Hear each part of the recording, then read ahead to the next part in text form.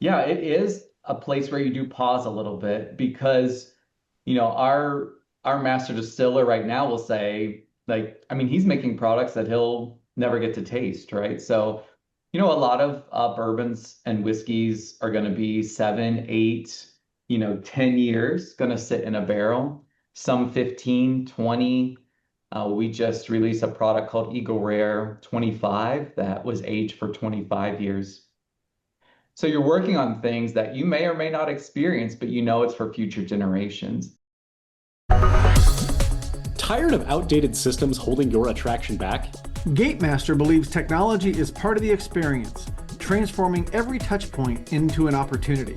Imagine seamless online booking, effortless mobile ordering, and data-driven insights at your fingertips. Ready to revolutionize your guest journey and maximize revenue? Power your attraction with Gatemaster. Discover the future at gatemaster.com.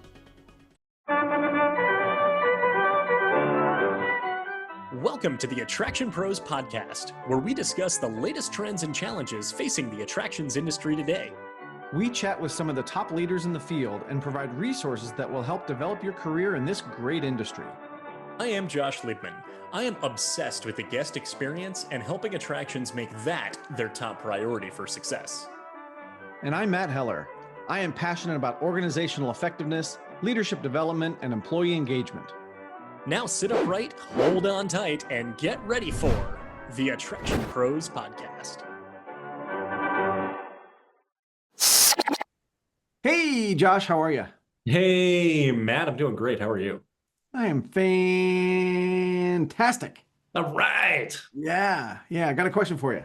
Okay. Is there anything that you collect? Is there anything that I collect? Over the last 10, 12 years, I have for no reason kept 90% or more of hotel room keys. And it's a lot. That's the only main thing I can think of. Okay. Well, what about you? Well, I kind of collect memorabilia, like if anybody's looking, Oh, well, sure. like theme park memorabilia. Um, I don't know that I collect anything else specifically, but our guest today represents something that some people will collect. Maybe little horses that go on top of a bottle, or just the bottle and the liquid inside itself. We are talking about bourbon today. And why are we talking about bourbon and collecting on the Attraction Pros podcast? Because Buffalo Trace Distillery in Frankfort, Kentucky, is run by a gentleman. Well, the home place is run by a gentleman named Tyler Adams, who's our guest today.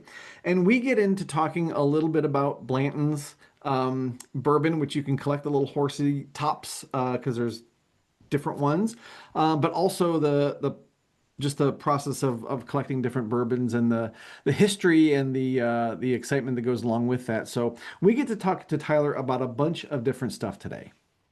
I have been so excited for this interview because I do enjoy bourbon, but more than that, I've been a fan of Tyler for more than 20 years because he does not come from the bourbon industry. He No. comes from the attractions industry, and he and I actually worked at Cedar Point at the same time. I think there was a little bit of an overlap. About 20 years ago, and he. Along with Tony Clark, launched one of the most unique marketing initiatives at the time, and we talk a little bit about. We talk much more about Buffalo Trace, but Tyler was half of the duo of Tony and Tyler who launched the On Point blog at Cedar Point, which was, I mean, this is before social media existed. It was just at the cusp of it, and I think Holiday World may have launched it right before, right around the same time. And then Tony and Tyler launched on Point at Cedar Point. And that was how they actually made very strong connections with the consumers, with the enthusiasts of the park, including myself, enthusiast turned team member. And now, been in the business for 20 years now, basically. But we also talk about creating connections with consumers at Buffalo Trace. So it was really cool to really connect those dots in talking about what Tyler does in his role as the home place general manager at Buffalo Trace, of really creating advocates of the brand. And if you think of similar types of experiences, maybe Lego or Crayola or Hershey's or a Coca-Cola, a lot of those that have the physical space that may or may not be connected with the actual production facility of it, allows people to kind of be invited into, he uses the word immersion, and we've talked about the very broad definition of that word when it comes to the attractions industry. But he talked about really kind of creating those connections with consumers. Absolutely. And in talking about that, we also got to explore kind of the process of what happened when there was a large flood in the area. They're right on the Kentucky River, and there was a huge flood a couple of months ago, and just talking about how they not only dealt with the flood as it happened, but really planned their recovery from before the crisis even started. He said it wasn't a flash flood. They knew it was kind of coming. And so by listening to the forecast, they could kind of say, okay, we know we're going to have to do this later on, so why not plan for it now? And that allowed them to get open, granted in a modified operation, but allowed them to get open a lot sooner, maybe than if they hadn't had that planning ahead of time. I think that there's a lesson in emergency preparedness there. And granted, you can look at the weather forecast, so they were able to anticipate that. You could maybe do that with, the large rainfall or with a hurricane, other natural disasters or other types of, crises. Maybe you don't necessarily have that time to prepare, but you can have the plan in place to be able to do that. And you can, in some ways, always be in recovery mode, but just from an emergency preparedness standpoint. So I was glad that we were able to really dive deep into that, not just from kind of the recovery standpoint, but also how it tied in with his leadership style and even tapping into his marketing expertise as well. And one of the things that I really appreciated that he talked about was about communication, and almost over communicating in those situations, because we heard that coming out of COVID, that the places that were able to bring their staff back earliest, and the places that were really embraced by their customers and their guests, were the places that really communicated, and in some cases they felt like they were over communicating, but it was really just what everybody needed to know and needed to be aware of at that time. Yeah. So should we pop open this barrel and pour out a little bourbon into our rocks glasses, and maybe muddle some orange and some maraschino cherry? And I don't know, I like old fashions, but Yes, I do too. maybe a good Sazerac. That would probably be more on theme here. So there you go. This interview with Tyler. Yes, it's time for all of that. Here we go. Hey, Tyler, welcome to the Attraction Pros podcast. How you doing today? Matt, Josh, I am great. Thank you so much for having me.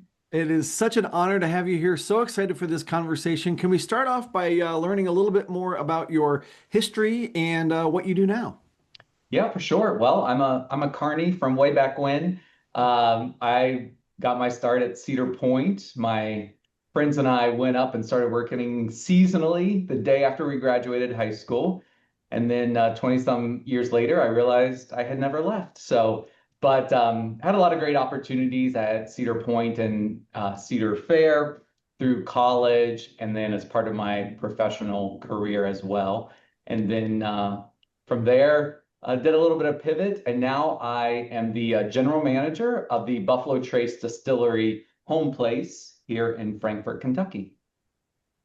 Very nice. Excellent. So let's talk a little bit about Cedar Point, Cedar Fair, and kind of follow the chronology here of your career. Tell us about kind of your time there, the things that you focused on. And I mean, I know personally, I recall your name from way back when, from some marketing initiatives, and curious as if maybe we could just go a little deeper kind of in your time there.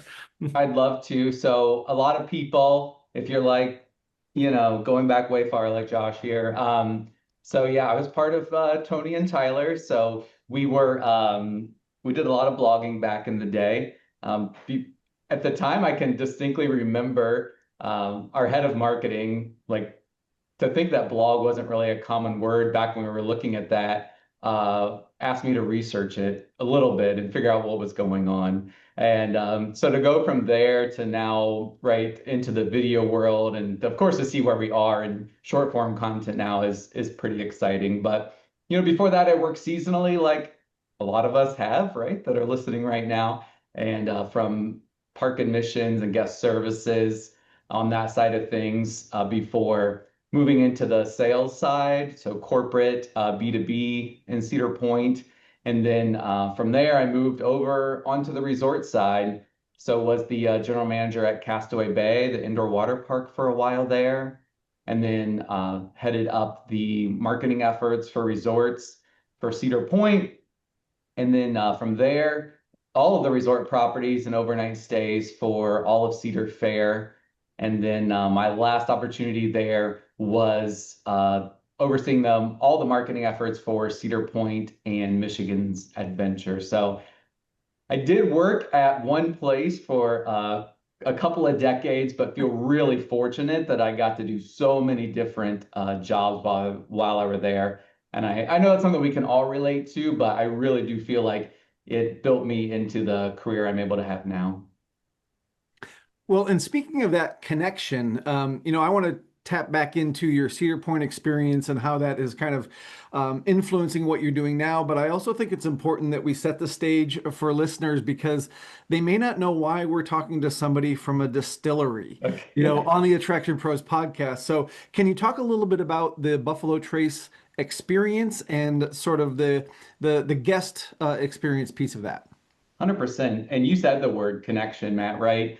And that is what we do here at Buffalo Trace. So we are a function of marketing. We are the visitor experience for Buffalo Trace. And our whole mission is to create connections with our consumers, to bring a brand to life, a brand that, for a lot of people sits on a shelf, is bottle, is a consumable product. But here at the distillery, where it's made, where the history and heritage is, that's the real life connection, the people that are behind it. And thinking about how that's connected to my career in parks, it's really about the hospitality side of the business. And honestly, before I had came here, I had never heard of Buffalo Trace. And once I started letting people know I was, going to have this position down here, I cannot believe how many people told me it's their favorite. Now looking back, I think they told me it was their favorite because they were hoping I would get them some once I got down here because it's hard to get. But we're really providing an experience here. And a lot of our visitors say this was like an adult Disneyland for them. Coming here, making pilgrimages here. And I think about Cedar Point, the people that came there for the coasters, right? They had seen them in, everywhere else, but to come and experience it. And that's what happens at Buffalo Trace, right? They might see the brand on the shelf, but they want to learn what goes into it and see where it's made. So they get to come here and experience the real life part of Buffalo Trace. Would love to go deeper into this topic of creating connections with consumers because kind of creating the visitor experience anchored around a brand. There's a few other brands that come to mind like Hershey or Lego or Crayola or into the alcohol space, Anheuser-Busch, Guinness, Jameson, Yeah. but a physical space where people can go to, even Kohler, actually, the plumbing company. You can go visit the American Club in Kohler, Wisconsin, right? And curious as far as kind of what that does to amplify, whether it's brand advocacy, whether it's loyalty, but also kind of like to what you're talking about of like kind of creating the hospitality piece around of it and really kind of driving both of those at the same time. Yeah, that's a great question. You think of those brand experience. You mentioned Hershey and like World of Coke is a big one you could look at in Atlanta from a visitor experience. And a lot of these are combining, maybe taking some museum elements, places with some really strong history or heritage, and then bringing it into the modern day. And it really is about that word immersion. We might see that overused a little bit when it comes to themed entertainment. I think what's really interesting that you'll see at Buffalo Trace that might be a little different than parks or some other places, there's nothing fabricated here. We are all about authenticity. So when the visitors come here, they are seeing how Buffalo Trace is made, what goes into it, the craftsmanship, the history, and the heritage of it. I think what's important here, maybe unlike some other places that are some amazing themed environments, we've been distilling on this site for a few hundred years. It's the oldest continuously operating distillery in the country, the most award-winning distillery. So it is a place you need to experience. And we saw this after COVID, right? The need for real life experiences, something tactile that you can feel and touch. And we saw it in the parks, how those come back. And we see people wanting to get out and connect not only with these brands, but with other fans of the brands. And that's what's probably been the most enlightening to me is we have visitors come from all over the world here to Frankfort, Kentucky, but they connect with other visitors that are here because they are all here with the same passion, that it's bourbon, that it's Buffalo Trace, but more so than just that brand, it's really about connecting with each other. So yes, we talked about us as a vehicle for marketing, connecting with the consumers.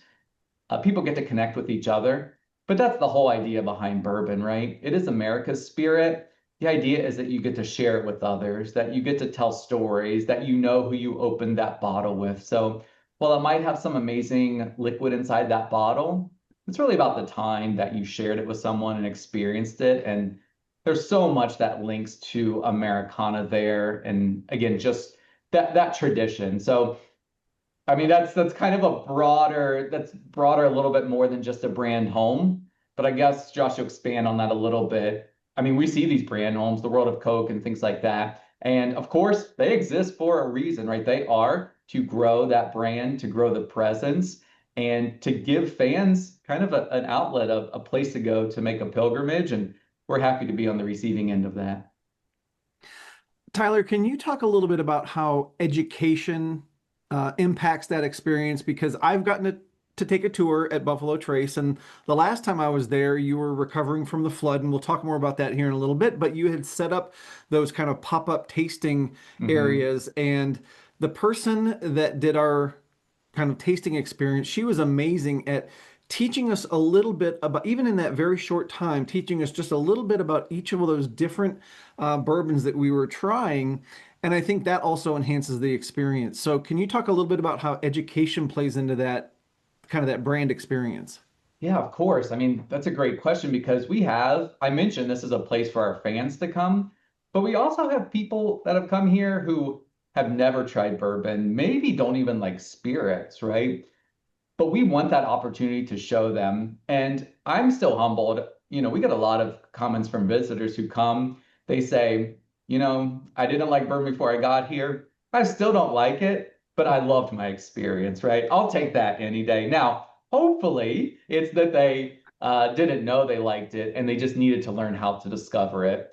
So, Matt, like you said, there's really two parts there. It's the history and heritage and craftsmanship behind the spirits that we are offering, but it's also how to experience those spirits and the bourbon, right? So a lot of people might have some different memories of trying certain spirits in younger days, but there is a little bit better way to use your palate to really experience what goes into that. And what's really cool, not to nerd out on bourbon too much, right? It is such a pure product that is grains and water. Legally, you cannot add anything else to it. And so there's only, these master distillers and the blenders do so much with, so little opportunity, but what they can do with that, the way they source things and put things together, I think we really do talk about how it's art and science together. And it's really exciting to see how many things can happen with those ingredients. And then when you get to taste them, to start to learn those differences. And it's fun, right? To share with others and see the difference. They're the favorites from each other, but also to see who can pick out differences between the spirits. Yeah. Tyler, you mentioned the importance of the way that people experience the bourbon or experience the property. And I'm wondering for those who haven't been, can you actually just walk us through what is the experience? I know there's a Yeah. tour involved with it, but curious as far as just kind of the overview there. Yeah. I mean, we're trying not to be like a theme park, but I will say that there are a lot of elements like that, including waiting in line, just because we're so popular. The difference, though, unlike a theme park, we're a free experience. And that's something we're really proud of because we want to welcome visitors to remove any sort of barriers to experiencing it. But you arrive here at Buffalo Trace, we're right on the Kentucky River. And again, we've been distilling on the site since the 1700s. We still have our buildings here from the 1800s. So much history and heritage happening here. So, if you know anything about bourbon or whiskey, but we're home to some of the world's most famous brands, of course, like Buffalo Trace, but also Blanton's, E.H. Taylor, Weller, Eagle Rare, and even the Van Winkle products are made here at Buffalo Trace. So, a lot of different products. We're part of a bigger family-owned global spirits company called Sazerac. So we do produce spirits here and across the world. But when you arrive here at Buffalo Trace, it really is about that authenticity of the distilling of bourbon that's been happening here for a few hundred years. But we offer a retail experience, complimentary tastings, and of course, what we're most known for are the tours. These are authentic tours. There is no show tour. There is no thematic elements. You're going to go through the entire experience. Forklifts are going to be going around you. You'll have to wait for barrels to cross the road in front of you. You're going to go into a warehouse that has continuously stored whiskey since the 1800s and, walk in and you're going to smell and hear everything that's happening and see it all around you. So again, I go back to that word immersive. We don't have to fake anything here. You are right inside a production facility that is going 24/7. Well, Tyler, I'm wondering if you can dive a little deeper into the concept of time. And here's what I mean, because all those things you talked about in terms of what creates a great drink takes time, right? There's the grain and the water, and then there's the barrel, but then there's time, right? Yeah. And from what I learned from my tour, it's also kind of where that barrel is in the warehouse, how much sunlight it's getting and how warm it is. And then one of my favorite exhibits, not to give too much away about the tour, but there were 3 barrels, I think there were, and it'll say, 15 years, 10 years, or 5 years, or whatever. And it's just evaporation, right? And Yeah. how long that liquid is in there. So in an industry and in a world really where, everything is right away. We've got AI now that can, punch out, a PowerPoint in 2 seconds or whatever it is, right? You really have to be conscious of the time it takes to make that product the right way. So I'm curious maybe about the balance between the time it takes to make that and the sort of, immediate nature of our society. Yeah, it is a place where you do pause a little bit because, our master distiller right now will say, like, I mean, he's making products that he'll never get to taste, right? So, a lot of bourbons and whiskeys are going to be 7, 8, 10 years going to sit in a barrel, some 15, 20. We just released a product called Eagle Rare 25 that was aged for 25 years. So you're working on things that you may or may not experience, but it's for future generations. And as we look back at the history and heritage here, that's what they were doing the whole time as well, right? They were expanding, they were working on different things that were for future generations. So I do take that, as kind of something that I think about when I know I'm kind of just part of a very long legacy that's going to go on a lot longer than me. They've been doing tours here for as long as anyone knows. When they first started doing them, it was just whoever showed up, there'd be people sitting around, and when they got enough people, they'd say, "Okay, let's go walk around." Now we book them online months in advance. So there's that part of the time. You do need to plan your visit a little bit. Yeah. But going back to the aging of whiskey, right? These sit in barrels for years. And the differences are where they sit in a warehouse, like you mentioned, and then where those warehouses are located. We have a lot right here at Buffalo Trace. We have some other locations in Kentucky. And that's what makes distilleries different too. They're all in some different, even microclimates, us being right next to the Kentucky River, in the little river valley here. And each one of them just has a different impact to that flavor profile and what goes into it. So we've got the time of where we are needing to plan what to produce for 2050 and beyond, because some of these things you need capital projects, you need warehousing. You have to line all those up before you even start making the liquid because you've got to be able to store it. And then, I think about the time of our visitors and when they're here and experiencing things. So I guess it's such a powerful aspect that we have because it's so impactful to our business. And if they weren't thinking a couple of decades ago about how popular bourbon is now, we wouldn't have as much as we have now. But as we look back, we sure wish they were making a lot more because we could be offering a lot more now. So it is kind of that balance. But honestly, in the 80s, bourbon barely existed. It wasn't something that anyone cared about, and it's certainly seen a resurgence as of late. Hmm. I'm curious if we could, this is sort of a transition here into talking about the flooding. I'm only kind of thinking about it because you're talking about just the amount of time it takes and the barrels that are sitting, and I've got to imagine just flooding just impacting that, or if there were if there was inventory lost. But even just kind of looking at it from from a high level standpoint, if you could just tell us about just the impact of the property and kind of how you and your team were able to navigate it and the recovery efforts as well. It was a big impact. So we had a flood. Again, to set the stage, we are right on the Kentucky River, which for strategic reasons, some people are like, why don't you just move somewhere else? So we are on the river for two main reasons. Originally, the site was distilling because there was a natural spring nearby. Whiskeys and bourbon's made in Kentucky because of its limestone water and the climate we have here, but also with the transportation route. So being on the Kentucky River, the way they used to, ship goods would be up the river to the Ohio, to the Mississippi, down to New Orleans, right? We all know, big trading port. And that's kind of the origins of bourbon and whiskey. So there's a real strong connection between New Orleans and here.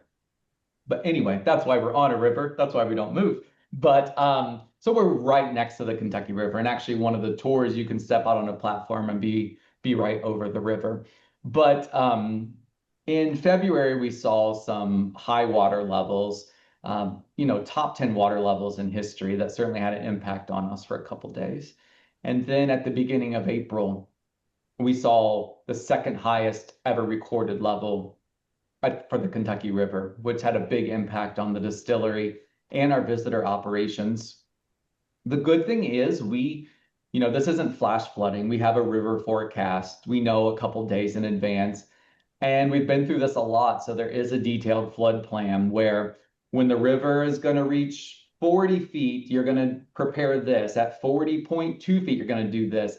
And a lot of that's on the distillery side. It involves, moving pumps out of the water, preparing your products. There's just some things you can do to prepare. Again, a lot of these are stone and brick buildings. They can handle the water. It's about pulling some of those elements out. So we had that forecast. We were preparing for it, but that forecast kept changing very quickly.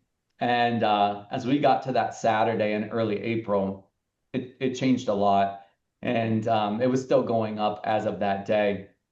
So we were preparing for it, and we got to the point where we did everything we could. There was nothing else to do.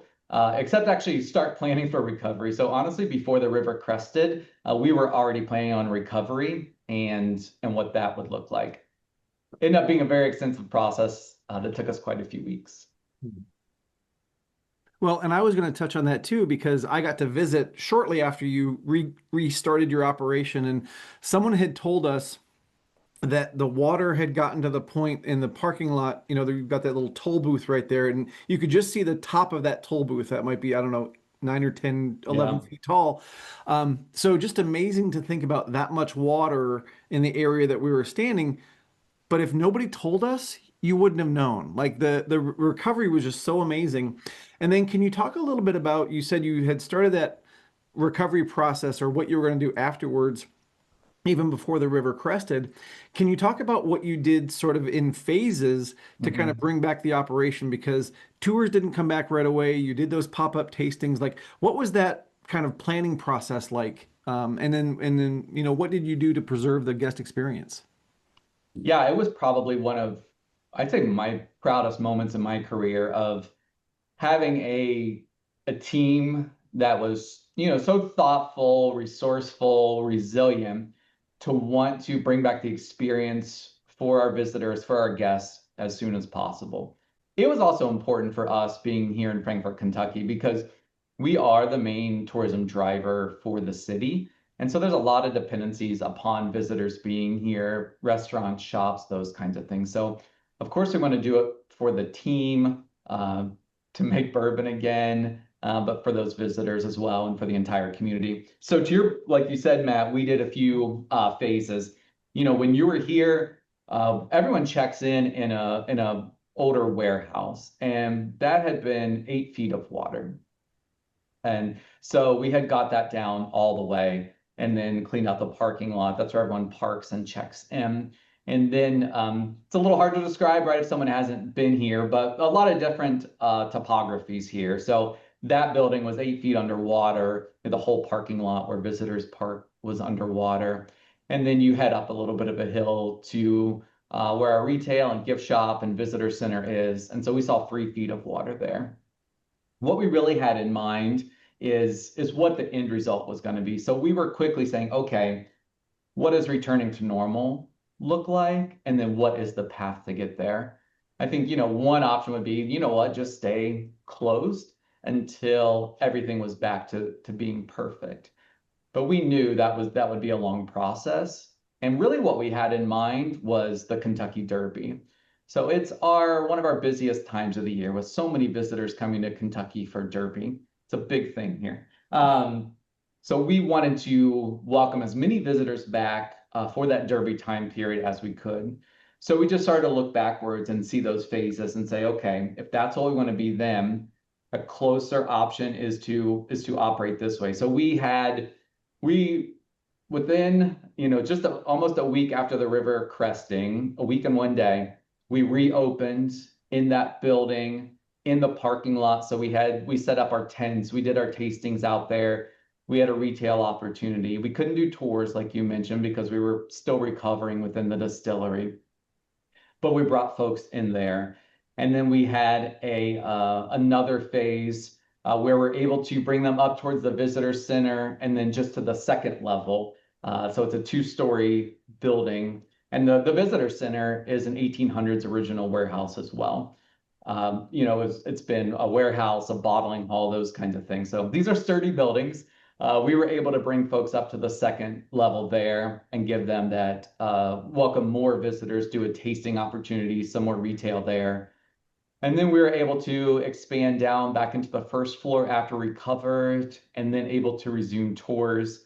And we're about 95% recovered now, just finishing up on some warehouses. So it's really exciting, I'd say, within 2 months here to be almost at 100%. But we really focus on welcoming visitors back and trying to get back to 100% on the visitor experience as soon as possible. But what a team we have here, tour guides and retail associates and my wood crafters, and the whole team was here doing cleanup, moving inventory around, making sure we can welcome visitors back. So, and you mentioned it that you couldn't tell. There was a lot of cleanup effort, and it's still happening though. So you can see water lines in certain places, but that goes back to the authenticity I mentioned. We're not gonna, try to cover something up or pretend it didn't happen. Like you're going to experience it just like we did. Thank you for kind of like walking through all that and kind of giving that full picture. Curious, just on a personal note, what it was like for you having gone through all this of just being a very challenging circumstance in the role that you're in, and even how it may have impacted or influenced your leadership style to really coordinate everything. You talk about just the motivation from the team, and I'm curious as far as kind of your direction with that or collaboration with that, and just kind of looking at it really through the lens of the leader as well. Yeah, it was a great growth opportunity for me. I was able to go back to some COVID times at the parks, right? When we were thinking, okay, how are we going to come back from this? What are the options? And those were unknown things there. This was still some unknown on the timelines. So really balancing two parts. So I oversee all the visitor aspects at the distillery, right? But I'm not in charge of actually distilling the product or the warehousing and those kinds of things. So being a member of the leadership team here, it was okay, how are we going to work together? Because there's going to be a lot of activity happening there. So making sure we're aligning those efforts with all the recovery and the rest of the distillery, along with my team of hosting the visitors and keeping that in balance. And thinking about, I guess, how all the things that had to happen. But I will say what really helped was thinking about that end result and working backwards versus trying to plot a plan there.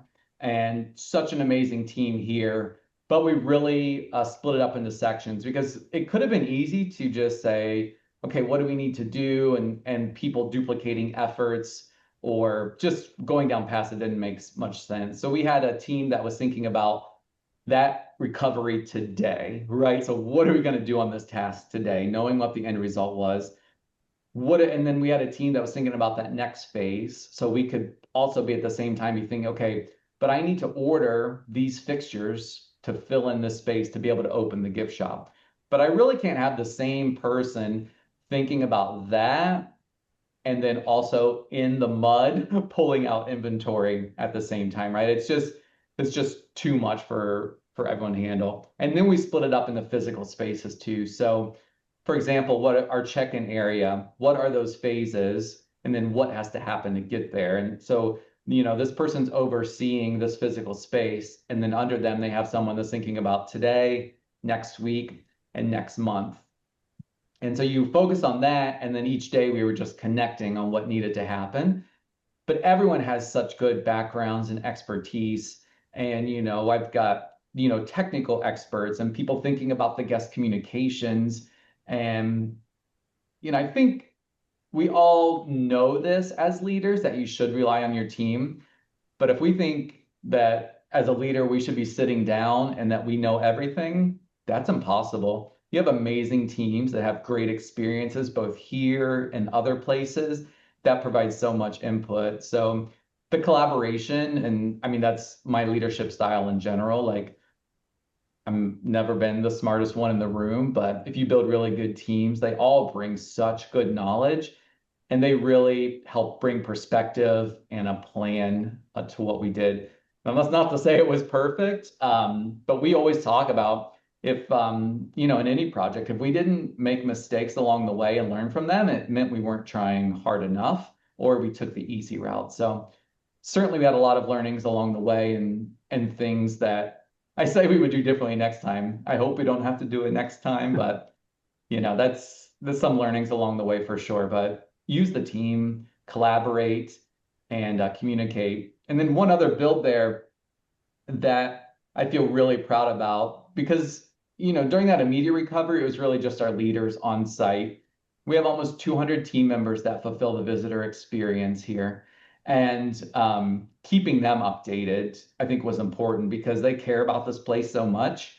And it would be easy to just be in the moment and taking care of the tasks. So I backed out on my level and said, I'm going to make sure we're communicating to the entire team about what our daily activities were, what we accomplished, what we see happening. And a lot of great feedback from the team that they appreciated that. And then a big unlock for us too was we did a live broadcast for them and went around to show them, what the site was like and why we can't open yet and what was going on. And then again, just a ton of great feedback from the team of how much they appreciated that level of communication. I think and my initial thought, I'm like, okay, this is a lot. Like, how much can I say every day to them? But they really, really thrived on that daily update. Well, I think what's interesting is I'm reflecting back on some of the people that we talked to around COVID, and they said one of their best strategies was to over communicate. Just like you said, like this may be too much. How am I going to fill that time? But I think with the attitude and the mindset of just communicate everything, like there's so many people that do deeply care about the parks or do deeply care about the distillery that, they just want to know. And, Yeah. as human beings, we're going to fill in the worst case scenario if we don't know, the actual facts. So sounds like a great tactic. It it was, but I think we always gloss over, right? I think we're like, we either get in the moment And maybe that we don't think it's not important, but it's like, okay, I'm taking care of this. Like, how can I possibly think about, sending out an update to everyone or doing a video for them? And or is it too much? I don't think it can ever be too much because as I've learned and I see in my emails, if it's too much, I'll just delete it. Like I don't have to read it, right? But for the ones that want to know, and we have such passionate team members, and I see the same thing here that I saw in the parks, right? Just they care so much about what we're doing and the experiences that we deliver for our visitors that you don't want to lose that, right? They want to know because they care so much. And I think as leaders, we owe that to them to be their insight to what's happening and to share to them why we're doing something or why we can't. And we really focus on a lot of transparency here with the team. They're very much in the know of what's happening, and I'm glad we were able to continue that because that goes back to being authentic, the same way we are for the visitors. We're not hiding anything here, and I didn't want the team members to ever feel like we were trying to keep something from them too. Yeah. Tyler, as you're talking about this, the communication with the team members, the communication with the guest, it sounds like these are tapping into the principles really of marketing. And curious as far as kind of going through this crisis of did it tap into the marketing side of your brain that you're so proficient with, that you have so much experience with to really help guide those that communication efforts of using kind of that, that prior knowledge and expertise. I think, yeah, that's a great point, Josh. I think about I'm really proud of my background. That's a really good blend of operations and marketing. Of course, that's what this job is anyway, right? Running this business that is a function of marketing. But really had to flex those because knowing that we wanted to make sure that the guest communication was as clean as possible and not overly complicated, relying on social. I think, one thing here is that we making sure we communicate to visitors because we were closed, right, for quite a few days. And then we moved into a reservation only system just to control capacity. And that was tough, right? I got a lot of feedback from visitors of how we could communicate better. But I'll say each time we got a note from a visitor or that they didn't understand, like we were refining our messaging every time we got some of that feedback because we can all sit in a room and be like, yep, these are the words we want to say. Reservations required, you need to book this. We had a flood. But then someone say, well, I didn't understand it because of this. And like, so we just kept evolving that. And again, for people to sit in the room and think, well, we know best. This is what we're going to say. And this happens a lot with statements. And sometimes, yeah, you can only say so much. But what's really great about what we do here is we're super nimble and flexible. And when we get better information or get feedback from the guest, we react immediately because we do want everyone to have a great experience, to know what's going on, to make sure they feel connected to the brand. And going back to the original, we are trying to connect with the brand. So the better the communication can be to the visitors, well, actually, the better the communication is to the team members. Obviously, that's going to reflect on how they communicate to the visitors in the long run, too. Yeah. Well, speaking of being nimble, I want to switch gears just for a second because you mentioned the woodcraft a minute ago, and I want to make sure that team and that process gets some love as well as we talk about this because it's such a unique way to continue the story, continue connections, take a little piece of the distillery home with you. So, can you talk a little bit about the work that they do and how that impacts the connection and the guest experience? Yeah, we're very fortunate to have a team of really, really skilled woodcrafters here at Buffalo Trace.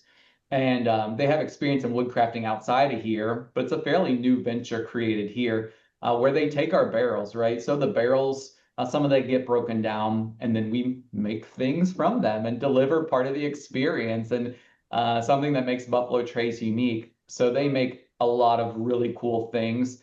Everything from small items like a cigar holder or a coaster that we sell in retail to custom furniture pieces where they'll take a barrel and make a coffee table out of it, an amazing chessboard that they made just a couple of weeks ago, coat racks and lamps and furnishings, and actually our whole cash wrap that's in our retail store, they completely built out of staves and wood. So it's also a good reminder that as a leader, you can still lead a team and use your people skills without knowing anything about the actual work, because I'm certainly not a woodcrafter despite my 4 years of shop in high school. But when you have a really good team and you keep communications open with them and that you collaborate with them and make sure they have the tools they need to do their job and stay out of the way, it's a great reminder to me that there's some really talented people out there when you let them run. And they do some really cool things, but it's not just about the tangible things they're building. Going back to connection, right? The stories they tell. We have a great woodcrafter who makes guitars out of parts. So when he sits out there and plays the guitar, most people look at him and be like, oh, yeah, he's got a cushy job, right? But it draws people in and they want to talk about it and tell their story. And we talk about our tour guide storytelling a lot. It actually ends up being a lot of story listening and relating to that because visitors want to tell their story about why they came here or what it means to them. And our tour guides get to reflect on that or connect them with someone else who might have something similar. You know, a tour guide might be here from that moved here from Chicago, and we have a visitor from Chicago. They like to go back and talk about that. So the whiskey woodcraft is just another way to make a connection, right? It's a conduit. It's something that sets us apart, that makes us different, and that is authentic. They're building things out of these barrels, and people get to take it home with them and just kind of have that reminder and connection at home. Yeah.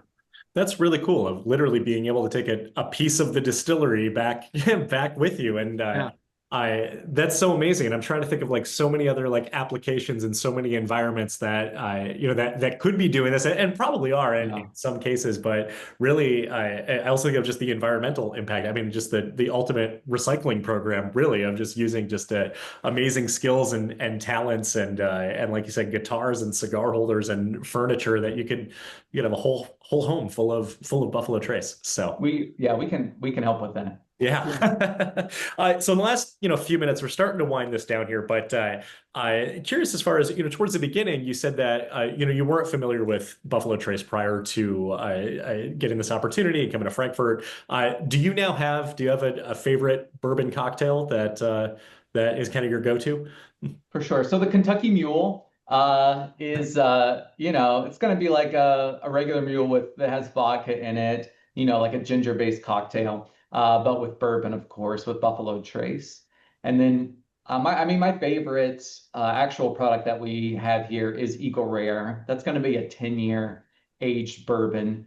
And again, without getting all the nuances, bourbon is just a little advanced form of whiskey. So all whiskey is bourbon, but not all bourbon is whiskey. And all bourbon is whiskey, not all whiskey is bourbon. Sorry. But I will say, when I get into the cocktail side of things and learning back to the craftsmanship of what goes into that, it makes it kind of an adventure. It's a way to start putting these ingredients together, and it opens people's eyes. We have a product called Bourbon Cream, which is just cream, sugar, and Buffalo Trace bourbon. That's a real eye opener. Well, especially in the morning if you put it in your coffee, but what people do with it and bake and put it in their Wendy's Frosties or their waffles. So that's a great product that people love to come and experience or didn't know they would want to experience. It's one of our top sellers. Well, Tyler, I have a bottle of Eagle Rare that I got when I was there. I haven't opened it yet, so I'm waiting to bring that to life. But I also wanted to see if you could explain the word trace. I think we all know what a buffalo is. Yes. But where did the name Buffalo Trace come from? So as the buffalo moved westward, a lot of our roads we have now were actually originally buffalo traces, and that's especially true in Kentucky. So the trace is the path that they followed. So if you drive some of these roads in Kentucky, you're like, what in the world? But these were the paths of the buffalo. They eventually made them into roadways, and we're located right here on the Kentucky River, as I mentioned. And then namesake Buffalo Trace, this is the spot where they crossed the Kentucky River. So there's a bend in the river and it's a shallow portion. So their trace, their trail, this is right where they crossed. So that's where they got the name Buffalo Trace. Got it. That's really cool. Thank you for sharing that. Yeah.